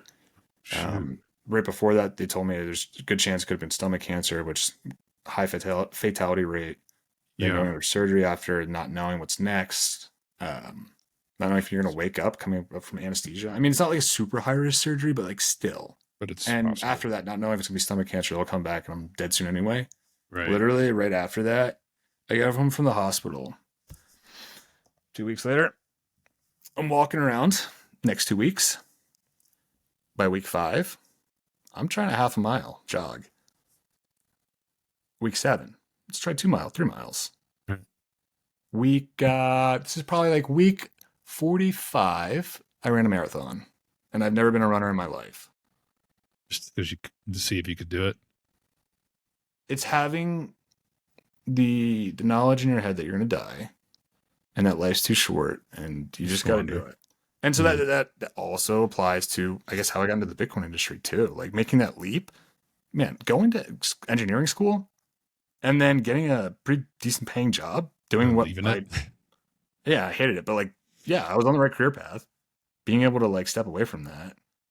It's a hard change, but what I realize is I'm doing this for 50 years or I can die tomorrow. So might as well be doing something I want to do. I watched a video on YouTube about, it was the history of Earth in 1 hour. It was by Kurzgesagt, or I don't know if you ever heard of that channel. I probably butchered the name. I have. Yeah, I really like that. I used to watch him a bunch. It's like the cartoons. Yeah. Well, it's great. So it's like an hour-long video, and it's like the history of Earth, 4.5, I think it's 4.5 billion years or something like that. And talk about some perspective, dude, because it's literally like a 1 hour video, and it starts off and he's like, all right, so in this video, 1 second is a million years. And every single second, there's 60 seconds per minute, 60 minutes per hour. There's an hour-long video. It's like 360 million years. All right, I guess it's 3.5 billion. Whatever. Point is, like, for the first like 55 minutes, there's nothing going on, dude. It's just like volcanoes and hurricanes. And then like in the last 5 minutes of the video, it's like, boom, like dinosaurs. And then it's like the final second, all of humanity, not even our lifespan, all of humanity ever. I know. And it's like 1 second of the video. And because you were invested in watching the 59 minutes and 59 seconds beforehand, you're like, wait, this is all of humanity. And like my life is just like a tiny little fraction of that. And like, you know, it's like, oh gosh, like that's when I think I start going down doom spirals when I consider that and think about how many people on Earth, and I'm like, oh, I'm not different. This life's so short. There's really no point to all this because humans just wiped away and like the universe goes on. Yeah. And then I catch myself and say, no, we learned from this. It's not true. That you could take that too. I mean, I feel that, but I also feel like there's a freeing feeling that realizing like there's a level of insignificance. Yeah. That's what allowed me to start posting content too, by the way. Get over that pressure. Hump. But that's also why I'm like, I'm not important. So like, I don't want to post. Like, I don't, but that's where I seesaw. Who cares? Yeah. Yeah. But it's like the seesaw effect where it's like, I'm not important, so I should just take the risks and like take the leap. But also I'm not important, so who cares? Like about what I'm saying, you know? I don't want to come off sounding like an a-hole, but while you contemplate it, I'm gonna do it. Right. And we'll see who's further along the year from now. There you go. Hey, well, we're doing it right now. Hell yeah. We're recording. Yeah. You're doing it. Which I know you got to go in a few minutes. Dude, I wanted to like, so you had asked, I think about like the books that I read. There's one, the Tao of Pooh. I was saying that I read this book. The book was okay, but there was a part of this. There was like a page in the book that stood out to me. It was the highlight of what I've read this year, and it was the story of the Stonecutter. Have you ever heard of this? No. All right. So the story of the Stonecutter goes like, there's a stonecutter. This guy is like cutting stones, you know, doing what stonecutters do. And he sees this wealthy merchant and he's like, man, that merchant is like really rich and like has all the things. Wish I could be him. Mm-hmm. And then like, I don't know, some kind of genie or something. Boom, he's a merchant. He snaps his fingers, he's a merchant. And he's like running this shop, and he's like, now he's the wealthy merchant, and people like his store and things. And then the you know, like the prince or like the king is like being carried on like the little, you know, people are like the chair, you know, the human powered carts, being ushered around. And he sees him and he's like, man, I only wish I could be the king and like have people carry me around. And then boom, he becomes the king. Yeah. And then like he's like, oh, the king is like, it's great to be the king and have these people serving me and this and that. But everybody kind of hates him secretly. And like he realizes it's not that great. And he's like laying there, people who's like on top of people, like on the chariot thing. And the sun is just beating down on him. And he's like, oh man, even the king has to submit to the sun. Yep. If only I could be the sun, you know? It sounds eerily similar to The Alchemist. This is my favorite book. So that probably is why I like this story so much. Yeah. Okay. And he's like, if only I could be the sun. So he's the sun now. He's like the most powerful thing in the solar system. And then he's like shining and people are cursing at him because they're getting sunburned and he's killing all the crops and this and that. And then the cloud gets in front of him. And he's like, I'm the powerful sun. And this cloud is blocking me. Yeah. He's like, I know what the salt solution is. I got to become a cloud, right? So he becomes a cloud. And then now he's a cloud and he's like, you know, blocking the sun and he thinks he's got it all figured out. And then the wind comes and then the wind starts blowing him around. And he's like, I'm the cloud. I can block the sun. I can do anything. And here I am powerless to the wind. If only I could be the wind, then I could really, you know. That's the Alchemist. I think that is literally used in the book. It's like the wind is like the secret. And if I could just be the wind, Yeah. then I could blow the clouds around and I could Yeah. do, Yeah. and cool everybody off and everyone would like me and Yeah. I'm all powerful and invisible in a way. And then he becomes the wind, right? And then he's like blowing around, blowing around, blowing around. He's like, what is this thing down there that doesn't move? It's a stone. And it's like, if only I could be a stone, You're just caught in this vicious cycle. then the wind wouldn't blow me. I could be immune to it. So he becomes a stone, right? And then he's like, now he's a rock. And, he was a person. Now he's a rock. And he's like, finally, I've made it, right? I finally made it as this rock that can't be burned by the sun or blown by the wind or the clouds or whatever. And then he hears this and I guess he's a rock with ears. And he hears this chipping at it. And he looks down and it's a stonecutter. And he's like, if only I could be the stonecutter. That's a good one, man. I like that a lot. Yeah, man. Yeah. That was my favorite. I took a lot away from What's the title of the book again?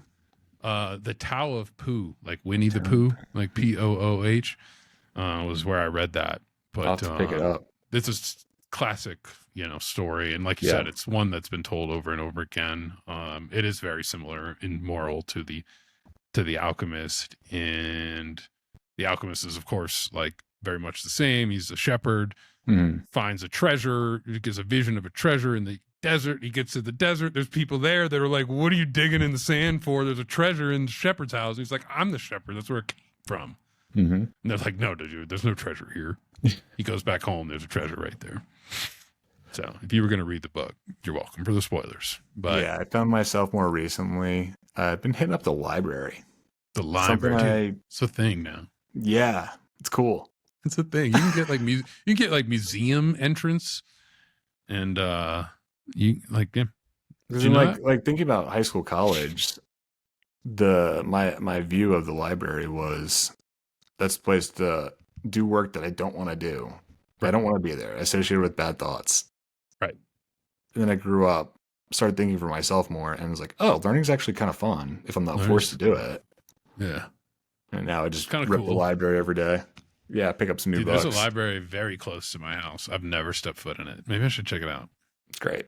I think I will. Honestly. If you have a busy work day too, I'll start the morning reading, writing, and then I'll just get into pop my laptop open, put headphones on, and I'm in. Especially if you work remote too, by the way. You have to get out. So that's the last couple of years. You gotta get out for your mental health. Can't sit at home, man. Can't sit at home. I think even when I get my own place, my office will be my backyard, and I'll have an outdoor covering patio or something. Yeah. I can't sit inside for very long, man. I'm in the process of buying a house right now, and that's what I've been thinking about more recently too. You have to consider your work setup. I want something that can get some sun, maybe a sunroom or something, and I also want something that's more focused. If only I could be the sun, and then a cloud would block it. All right, maybe I can help you start a new career as the Bitcoin sun. The Bitcoin sun, just the big. Wait, there's that thing on Twitter where if you you type, I forget if you tag him, I forget the name of the channel, but if you tag it, it's makes wherever there's an orange sun, it just makes a Bitcoin logo on top of it. It's using Mid-Journey or something. Yeah, I forget which profile it is. It's make it glow or something, and it's puts a Bitcoin sun wherever it was. Or puts a Bitcoin symbol in the light. All right, just start posting. Show me the light. Photoshop pictures of a Bitcoin and a sun, and you'll be the Bitcoin sun guy. And then eventually you'll be like, I need to redefine myself, and I need to be the Bitcoin rain or something. Yeah, I feel like that's once I post this. I'm gonna post this next year. It's gonna come out next year. The Bitcoin Tao, and once I do, I think that's what people are going to call me, the Bitcoin Tao guy. You want to try to put a deadline on it? I know I do. I need to make firm commitments. I know, because I said I was going to finish it this year and publish it next year. And now I'm like, I'll finish it next year. And then I'll be 50 and still not having completed it. Zach, if I told you New Year's is in 5 days, you got 5 days of not doing anything, no work, I bet you could do it all. Oh, I'm sure. It's just it's the timelines we give ourselves, and then we always wait to the very end. I could do it in 4 days. I could do it in 4 days. I know I could. Exactly. That's why I was trying to push you a little bit, because if you just put it out in the world and say, I'm getting this done by this date, a lot higher chance you're gonna get it done. Dang it, Eric. Now I I'm not gotta. gonna make you commit Now I. though. No, I'm. I mean, you're right. I need to just commit to it, dude. Because I've been like, I need to get it. I need to get it out. It's like, it's my contribution to the world. Yeah, man. Um, And earlier in I'm this halfway. podcast, you were saying that your ideas are not worthy of the world's view. But now you're saying, I need to get this out. I need people to see this. And I agree with that. I think I'm you a need fucking to. mess, dude. It's the truth of it. All right. So I got verse 30. I'm on verse 38. I'll read you a little sample and I think we'll wrap up. So Do it. a truly sovereign man holds his own private keys and is therefore in control of his own destiny. A foolish man uses custodial wallets and is therefore not sovereign. The master hodler doesn't trade, and he accumulates wealth through DCAing. The newbie is always buying and selling, yet does never meaningfully increase his long-term stack. The highest virtue is to hodl without bragging. The highest kindness to donate to open source Bitcoin development, and the highest justice to let others learn from their own rug pull mistakes. When sovereignty is lost, there's asking for permission. When asking permission is lost, there's prohibited actions. And when prohibited actions are created, there is unrest. And unrest is the husk of true freedom, the beginning of demise of liberty. So the sovereign individual follows his own nature and not the laws or rules of government. It is said he runs his own node and doesn't use others. He signs PSBTs offline and doesn't use hot wallets. He talks about Bitcoin, but not his Bitcoin. There you go. Verse 38. I love it. Honestly, I do, because The Sovereign Individual is probably like top 3 books of mine. My favorite books of all time. You got me thinking there should almost be a version 2 of The Sovereign Individual applied to Bitcoin. Now that's out and there's some history behind it. Yeah. Well, they have the I know Neil Strauss wrote The Fourth Turning is Here. It's kind of like the follow-up to his. Oh, yeah, same idea. Yeah. That's what I want to read this Man, year. I think you're honest. Being genuine when I say this, I think you're a really good writer from what I heard. And that is an interesting subject that if I just saw that while I was scrolling online or something, I would click into it and read it. Well, the first 30 verses are pinned to my Twitter. Okay, cool. If you want to peek it. But yeah, I'm going to make it. It's going to come out next year. I'm making a verbal commitment and agreement with you, and we're recording it. So there's no. What are you thinking? I mean, I want to get it out, publish coffee table book, before the end of next year. So. Oh, you have exactly. This is perfect. You have exactly a year. Yeah, I got a year, and I mean, it's going to take me months to get it, like the actual publishing process, because I've got to finish the book, then revise it, then do some artwork and find a publisher and distribute it and all that. So I think that's both a realistic, but also one that would push me. The timeline is I could finish the rough draft this year though if I really wanted to. I mean, I actually printed out the because I've been like reading it and then writing it in a Google Doc, and I've noticed that kind of like disconnectedness has been inhibiting my workflow. So I printed out the whole thing, and I'm just going to write it like next to the verses, because basically I'm just taking the verse and like I'm keeping the format and structure all the same. Yeah. But so it still reads like the eloquence of the Tao. Yeah. But is all about like lessons about Bitcoin instead. So yeah. Well, I'm excited. Maybe send me the draft. You're okay with that? I'm excited to take a peek. Yeah. And I was thinking maybe by this time next year, December 2024, we do a follow-up podcast. Yeah, I'll be signing. I'll be signing the coffee table books by next year. That's what I'm saying. Yeah, we'll talk about how it went. I want to do it. I want to give it away for free on GitHub, because it's just words. Like, I don't want to charge for it. But if you want like the physical coffee table book, I'll give people an option to buy it with like some artwork, and I'll find like a Bitcoin artist. Yeah, I like the Saifedean, author of the Bitcoin Standard. His approach to it is you can buy it for sale, or here's the pirated link. You can just look at it for free. Maybe it's not in the best format, but here it is. Yeah, exactly. Like that's why I was posting it on Twitter.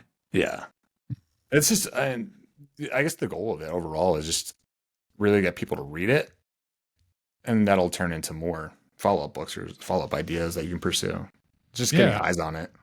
I mean, my goal is to with this is to have people really is to actually introduce people to the Tao Te Ching, because it's a book that I think has really shaped my adult life so far, and like how I view the world and my purpose in it, and then also Bitcoin. So it's like two very unorthodox foundations that I've sort of built my spirituality and financial Yeah. life on to marry I think that's the them. trend I'm seeing right now is that Bitcoin got to the point now. There's enough like thought leaders about like what is Bitcoin exactly. Now people are coming out saying, I'm going to apply Bitcoin to my niche expertise, Mm-hmm. riff on some ideas, maybe make it applicable. So like that's what I did with the Bitcoin job stuff. Right. I see other people doing it. I know there's Austin Herbert's doing the fitness stuff, Bitcoin fitness, open sourcing fitness, the Yeah. entire Yeah. I saw that. protocol. Honestly, I've read some of his stuff. Yeah, and Worked out a you bunch could this year. be the Bitcoin Tao guy. That Yeah. Except I don't know. I don't want to be known for anything, dude. I just want to fade off into obscurity and let my work speak for itself. You know, like I'd but at the rather. end of the day, it doesn't matter. Right. Like in a couple of generations, no one will No remember one, any of us. dude. There's a. And I even read if you this. are like Hitler or someone, they'll remember you People for like forget a couple thousand that was years. only 100 years, right? Yeah. That wasn't. Do you know any Egyptian mummies or No, leaders? I couldn't. Yeah, The I couldn't. emperors? I would confuse the good and bad ones with different names. I only Like, know King Tut. was That's the one that Osiris was good like, or bad? Like, I don't know. Maybe that's a exactly. god. I don't even like. The point is, Yeah. doesn't really matter. David Data's got a great book called the Way of the Superior Man, which I read a few times this year. And one of the most humbling things I've ever heard in my entire life was, not only is everything you do going to be forgotten and destroyed, or no, he was like, not only is everything you do going to be destroyed and over and like gone, but it will be so far gone that it will be forgotten that it ever existed in the first place. So congratulations. Like, if you're stressed out about something, remember that. Like, Yeah, it's true. Like it doesn't matter what you build. It doesn't matter what you create, the legacy you leave, it will be gone and it will be forgotten. That can be taken one of two ways. And I think the nihilist young guy, like kid in me, and like that's where I was going to bring it next. it was like, how do you want to? Oh, well, then why try? Like, Yeah. It's all for nothing. But the older I've gotten, and the way that I've definitely had that thought, like before. But for some reason, when I read David Data's book about that and the way he just phrased it, I was like, oh, how freeing. Like, how freeing is it that it doesn't matter? Like, it doesn't matter. Like, there's no pressure because, like, if you build something great. If not, that's fine too, because it doesn't matter in the grand scheme of things. Like, it's inconsequential. But I think like right. I think if you interpret it correctly with that mindset and then use that to fuel you and take action. Yeah, right. Those are the leaders in the world. Those are those that understand that. It's secrets of the universe. And it also makes you savor what you do build more, because you know it's not only will it not last forever, but it will be forgotten. Yeah. So it's like even more of a real reason to live in the moment and really embrace like what's going on now, because it isn't permanent, right? I think the one thing that might exist, just from my knowledge of physics, my limited understanding, information doesn't necessarily get deleted, I think. Right. So the ideas you put out in this world will be the only thing that lasts. Satoshi Nakamoto won't be remembered. It will be the idea of trying to separate money from state through a protocol. Right. That's outside. And that's why I think you should take action, because like, to kind of like tie it in where you started this, like, I don't want to be remembered as the Bitcoin Tao guy, but yeah, I don't. Do you think I want to be the Bitcoin jobs guy? Oh, you're the Bitcoin jobs guy. Thanks. Man. Maybe though the work can be remembered. Maybe the work can be remembered for itself. Like, honestly, like that, I think it ties back to what I was thinking about Eckhart Tolle's like ego self. It's like, I don't want to be remembered. I would rather my work be remembered, because those are the Exactly. things, because that's not married to my self-inflated ego, like this is something that it's like doesn't have my face on it. Like I might even just like publish it anonymously. Like, I mean, I guess I'm talking about it here, but like I just I see want what you it to mean. exist, Yeah. like I don't want to be famous for it. Like I just want it to exist because I think But bringing it it's back to helped. reality, it doesn't exist if you never put it out in the world. And the more eyeballs you get on it, the realer the ideas become. Right. As that It's, comes into like the human conscious. it's true. So It's true, man. I'm going to do it. All right. We've motivated me. I'm putting out putting the a Bitcoin reminder in my Tao. calendar. Yeah. December 26, 2024. I'm going to shoot you a text. Yeah. Before that, you'll have a Like that episode signed, of SpongeBob where you signed say, first did you edition. finish those errands? What's that? Do you watch SpongeBob growing up? Uh-uh. Oh, dude. There's one episode where he asked his boss, keeps asking him over and over again, did you finish those errands? Did you finish those errands? And it was playing in his head every day. So I feel like this entire next year, you'd be like, dude, did I finish that book? Did I finish that book? Dude, I know. Like, I've been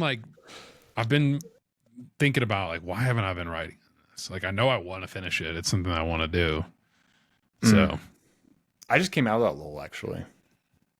The lull of not writing for like a good month or two. were you still journaling? I was journaling. Yeah, that's my foundation. But besides that, I wasn't putting anything out into the world. And then I think I just got bored of it, tired of it, and just said, okay, this is what I need to do to get to where I want to be in life, get my ideas out there. So let's start again. That's it. I think that's the biggest habitual change I made this year was journaling every day, and it's literally like changed I my. think you got to process all this information that's out there in the world that we consume. You You're turn not it into processing. something real. Yeah. Yeah, unless you're writing. Yep. Dude, we're just writing. Like I'll find like something, like I'm just stuck on a thought, and like something bothering me, whether it's like somebody, dude, I had a client that just like said something mean to me, and I was like pissed off. And I was like, of course, like I just had to like deal with it myself, and I was just like, I'm gonna write about it. And it made, and like I got out after 15 minutes writing about it, I was like, I'm not angry about it anymore. Like something about turning that thought from something that was intangible to a piece of paper where there's text on it. Now it is tangible. Just talking. Something about it's like it was like a processing method. Yeah.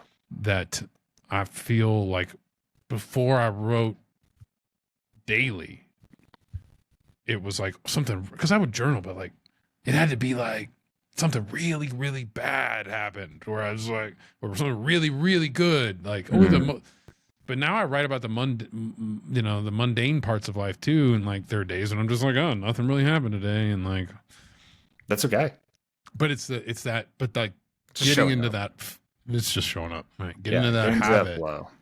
And I find that even in those days where I like don't really want to write, because some days I'll like write. Like yesterday, I wrote, like it was just Christmas and I was alone by myself, and I was like, I wrote like 10 pages yesterday because I was just like had a lot on my mind being alone for the holidays. And there were like 3 days before that where I was like writing like a paragraph, barely, like struggling to get a whole page out. What matters is that you do it. Right. Talking back to Atomic Habits, the one thing I picked up on. Yeah, you just got to show up every day, basically. And if you miss one day, that's okay. Just don't miss 2 days. Right. You 2 days without writing, the studies show that just like, I don't know the exact percentages, but it's really high, like 80-90% chance that you're going to drop that habit. Yeah. No, totally, dude. Don't miss 2 days. I went home a few weeks ago, visited my parents, took a week off the gym after 6 months of no weeks off the gym. Yep. Then that second time you contemplate, you'd be like, oh, you just take off again. Yeah, I was just like, I don't need to go this week either. It's crazy, dude. I couldn't believe how quickly it like my motivation just was like, yeah, fine. Yeah. Like it only took 1 week, and I was like, all of a sudden, my whole habit had been like, I needed to reprogram it again. So we got to keep ourselves doing the productive things. Yes, sir. And then, when you fall off the wagon, fall off the train tracks, you got to rely on people around you to kind of kick you back into shape. I do. Like knowing that, just not like getting caught up in that, like knowing, all right, like things happen. Motivation comes and goes. Just staying focused on the long-term prize, like staying focused on the process. Just I like to say control the taking action. controllables. That's like the stoic mindset, dude. Yeah. It's like if it's out of your control, stop giving it any thought. Because it's out of your control. And like the only thing that you should ever care about is things that are in your control. I mean, so much easier said than done, but you know, that goes back to your philosophy, right? Like take action. Like while you're out here talking about it, I'm going to be out here doing it. Yep. Because it's in your control. So it's the only thing I can influence. I mean, some other things, but taking action and what I want to do with my life, my career, I can control that. That's it, man. Well, dude, I wish you a fruitful year coming up in 2024. You said you're getting married, buying a house, building a business, Bitcoin halving. Action packed for you. 2024 is going to be fun. I'm excited. Are you? Yeah, man. Every day's a gift, you know. True that. Thanks for having me. I don't want to appreciate it, man. Yeah, I don't want to build it up too much, you know. It's like I don't want to like be let down. Like 2024 is gonna be amazing, and then like it's not, you know. But you know, if I'm here and conscious and Bitcoin's still around and my heart's still beating, and still got friends, things are okay. Things are all right. I'll probably be eating good. So things are not even okay. They're great. They're great. Yeah, it's all we got. That's all we got, man. Might as well enjoy it, you know. So yeah. Well, hey, I just want to say if anyone made it this far and you're still listening and you're looking to work in the Bitcoin industry, or maybe you're a company that wants to hire, I'm going to do a quick shill. Head out, please. Head to our website. It's bitcointalent.co. We're Bitcoin Talent Co. We're a small team of Bitcoiners. We're just trying to connect more Bitcoin job seekers, professionals with industry opportunities. So yeah, check out our website, reach out. We can help you answer anything. We have a new website dropping literally like next week. So what Zach's showing you now will be completely different and look a lot better. But the idea is still the same. You'll be able to see those two buttons. I want a Bitcoin job. I want Bitcoin talent, and then go from there. And yeah, it's the best thing I think I've done. One of the best decisions of my life. Quitting my traditional career path to come on work in something that I truly care about. You say that, but it's probably marrying your wife or soon to be. Professionally, there you go. Yeah. And then it'll be having kids, and then, you know, I think you were saying you want to start a family, man. So that's, you know, exciting times. I can't wait, honestly. Big year for you, brother. Yeah, I'm waiting for the day when my kids are like 40, 50, 60, whatever. And you're 100. Like right before I'm going to die, right? Right? And they say, what was it like buying Bitcoin in the 2010s? Yeah. It'll be fun. Yeah. What was it like? I'm going to say, go look. If I imagine YouTube will be around by then. So, well, I mean, yeah, the internet will be around. Go watch the podcast, man. I ain't got time to talk to you. Yeah. Interrupting my 85-year-old nap. Yeah. You know? Yeah, I do got to hop though. Thanks for having me. I can't wait to see you in person whenever I make it out to Denver. Yeah, man. Come on by. Have a lot more great discussions too in person.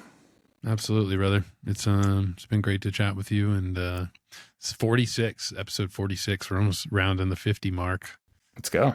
That's something I'll achieve next year. 50 plus for sure. That's a milestone. Yeah, I think the stat is if you make it to 21 podcast episodes published, you're ahead of 99% of podcasters. Yeah, most people would quit before that. So you made it, dude. Honestly, it's been an effort. So we're out here keeping going. Yeah, man. Pat yourself on the back. Out into the world. It's work. You're doing the work. So for sure, taking action, man. Well, hope you have a good New Year, man. I'll catch up with you next year, and I'll be at the conference. In Nashville, not in Miami this year. So happy 2024, and can't wait to see what Bitcoin does over this next year. That's it, dude. We're already 40-something thousand. So let's see what we get next year. It's chump change. Yeah. Best of luck on your ventures next year, man. And thanks for stopping by and sharing some of your day with me. Thank you, sir. Adios. See you, Eric. Hey, don't leave. I do gotta hop to the next like I couple know, minutes. but don't. Oh no, I mean, like, just don't leave just yet.